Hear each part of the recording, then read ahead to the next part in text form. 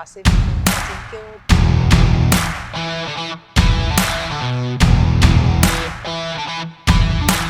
السلام علیکم، نائلہ ندیم اپنے یوٹیوب چینل کے ساتھ آج ایک بڑی مزے کی ویڈیو جو ہے وہ میری آنکھوں کے سامنے سے گزری. آپ کے ساتھ وہ ویڈیو بھی شیئر کرتی ہوں، مگر پہلے تو ایک خبر شیئر کر لوں کہ پاکستان مسلم لیگ نون کے اندر 2 خواتین جو ہیں وہ آمنے سامنے آ چکی ہیں اتنے چھوٹے سے ٹائم کے اندر. جس طرح سے ہم نے دیکھا کہ فیڈرل کے اندر ایک ہفتے کے اندر 2 منسٹریز کو چینج کیا گیا، جبکہ جب پی ٹی آئی کا دور ہوتا تھا بڑے ٹرولی نہ میرا تعلق پاکستان مسلم لیگ نون سے ہے، نہ پی ٹی آئی سے ہے، نہ پاکستان پیپلز پارٹی کو کوئی میں سپورٹ کرنے کے لیے جاتی ہوں، مگر آپ کو بڑی ریئلٹی کی جو باتیں ہیں وہ بتانا چاہتی ہوں. اس لیے بتانا چاہتی ہوں کہ جب پی ٹی آئی کا دور تھا تو جب وزارت کو چینج ہوتی تھی تو مسلم لیگ نون کی طرف سے بڑے نعرے مارے جاتے تھے کہ جناب یہ تو بڑی تیز تیز وزارتیں چینج کرتے ہیں، یہ کرتے ہیں وہ کرتے ہیں.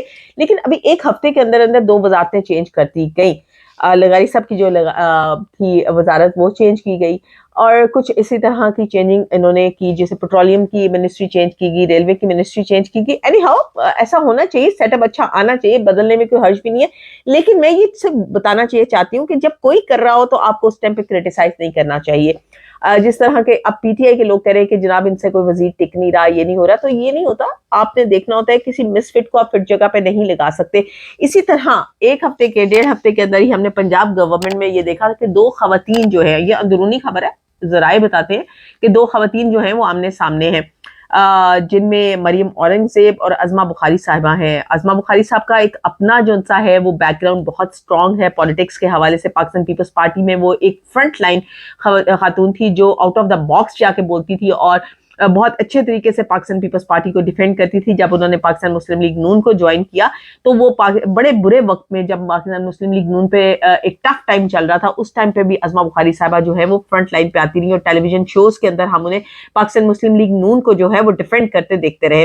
اسی طرح مریم اورنگزیب صاحبہ بھی، مریم اورنگزیب صاحبہ کو میں اس لیے کہوں گی کہ انہوں نے عہدے زیادہ انجوائے کیے اور شاید ڈیفینڈ کم کیا، لیکن عظمہ بخاری صاحبہ نے عہدے کم انجوائے کیے، بلکہ کیے ہی نہیں. یہ فرسٹ وزارت ان کو ملی ہے اور انہوں نے پاکستان مسلم لیگ نون کو، محترمہ مریم نواز صاحبہ کو بہت ڈیفینڈ کیا، ہر موقع پر ڈیفینڈ کیا. اور وہ ٹیلی ویژن شوز ہوں، وہ میڈیا ٹاکس ہوں، وہ کوئی جلسہ ہو، وہ کوئی جلوس ہو، وہ کوئی ریلی ہو، ہم نے عظمہ بخاری کو ہر جگہ پہ فرنٹ لائن پہ دیکھا. میں بہت انسپائر ہوں عظمہ بخاری سے، اور میں اسپیشلی بہت ان کو ایک احتجاج بھی انہوں نے میرے ساتھ، محسن بیگ صاحب کا احتجاج جو ہے وہ میرے ساتھ موجود کیا. وہ ہر احتجاج میں، بے شک وہ صحافی احتجاج کر رہے ہوں، بے شک وہ مزدور احتجاج کر رہے ہوں، بے شک وہ کوئی نرسز احتجاج کر رہی ہوں، عظمہ بخاری کو ہم نے ہر جگہ پر آگے آگے دیکھا. تو ایز اے خاتون میں انہیں سیلیوٹ کرتی ہوں. مگر عظمہ بخاری صاحبہ جو ہے وہ جوش خطابت بہت اچھا رکھتی ہیں. وہ جب جوش خطابت میں بہت ساری غلطیاں بھی آج کل کر رہی ہیں، شاید بہت زیادہ پریشر ہے ان کے اوپر اس وزارت کا. تو میرا تو مشورہ ہے عظمہ بخاری صاحبہ کو کہ جی اپنا جوش خطابت جو ہے وہ تھوڑا کم کیجیے، کیونکہ جو وزیر اطلاعات ہوتا ہے نا، وہ اطلاعات دینے کے لیے جب آتا ہے تو اس کو بڑے گنے چنے الفاظ کا استعمال کرنا ہوتا ہے، اور حکومت کو بھی ڈیفینڈ کرنا ہوتا ہے، اداروں کو بھی ڈیفینڈ کرنا ہوتا ہے. تو ایک کلپ دکھاتے ہیں جس میں کسی صحافی بیچارے لڑکے نے، بلکہ یوٹیوبر ٹائپ لڑکے نے جو ہے وہ کوشچن کیا محترمہ سے کہ جی ہیلی کاپٹر کا استعمال مریم نواز صاحبہ نے کیا. تو آئیے دیکھتے ہیں کہ عظمہ بخاری کا کیا جواب تھا. اس میں انہوں نے کچھ الفاظ کی غلطیاں کی، کچھ لفظوں کی غلطیاں کی. وہ مریم نواز کو بیچاری بھی کہا انہوں نے، اور ساتھ ہی ساتھ میں انہوں نے ڈاؤن ٹو ارتھ کہنے کی بجائے کیا کہا، آئیے دیکھتے ہیں. ان کو ہیلی کاپٹر پہ چڑھنے کا کوئی شوق نہیں، انہوں نے اپنے بچپن سے ہیلی کاپٹر بہت دیکھے ہیں پیارے بھائی، اور وہ ہیلی کاپٹروں میں نا سفر کرتے کرتے یہاں تک پہنچی ہیں.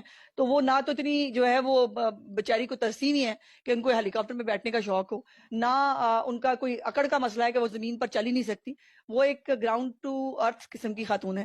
وہ زمین پر رہنا پسند کرتی ہیں، عام لوگوں کے بیچ میں رہنا پسند کرتی ہیں. کوئی پروٹوکول وہ لے نہیں رہی، کوئی سرکاری خرچہ وہ کرا نہیں رہی. تو اگر ان کی سیکیورٹی کو میک شور کرنے جی جناب، تو عظمہ بخاری صاحبہ جو سی ہیں ان کو ہم وہ کیونکہ میری بہت کلوز بھی ہیں، بہت اچھی دوست بھی ہیں، بہن بھی ہیں، تو میں ان کو کہوں گی کہ وہ اس چیز پہ زیادہ خاص توجہ دیں. ایک تو خامخواہ سے غصے میں نہ آئے. تنقید کرنا جو ہے نا، وہ صحافیوں کا پازیٹیو کرٹیسائز کرنا حق بنتا ہے، اس کو بڑے آرام سے، بڑے پیشنٹلی جواب دیا کریں. سیکنڈ، ایک خوشخبری ہے پاکستان کے لیے کہ آئی ایم ایف کو ہم اقتصادی طور پر جو جائزہ لیا گیا، آج ہماری کمیٹیوں نے لیا، ہم معاشی پالیسی پر ان کو مطمئن کر پائے، اور ہوپ فلی ہمیں قسط جو ہے وہ جاری کر دی جائے گی، جس کے بہت اہم امکانات نظر آ رہے ہیں. جو $1.1 ارب کی قسط جو ہے وہ ہمیں جاری کی جائے گی. اور شاید اس سے پاکستان کافی زیادہ ریلیف محسوس کرے. لیکن میں نے آپ کو بتایا ہے ساتھ ہی کہ یہ قسط تو جاری کر دی جائے گی, مگر اس قسط کے ساتھ ایک اور اپلیکیشن ہم ڈالنے جا رہے ہیں.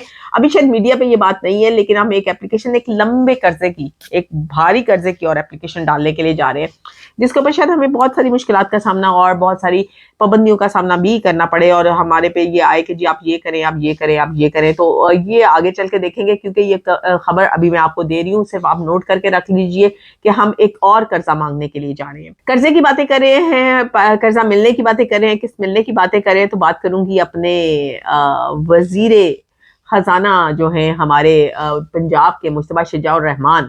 لیکن انہوں نے کیا کہا میں ابھی آپ کو بتاتی ہوں, لیکن اس سے پہلے آپ کیا کیجئے, ہمارے چینل کو سبسکرائب کیجئے, لائک کیجئے, کمنٹ کیجئے, اور کمنٹ کر کے مجھے ضرور بتائیے کہ آپ کو ویڈیو کیسی لگتی ہے. اسپیشلی آپ ہمارے چینل کو ابھی تک اگر آپ نے سبسکرائب نہیں کیا تو ضرور کیجئے, بیل آئیکن کے بٹن کو پریس کیجئے تاکہ آنے والی ہر ویڈیو آپ تک پہنچ سکے.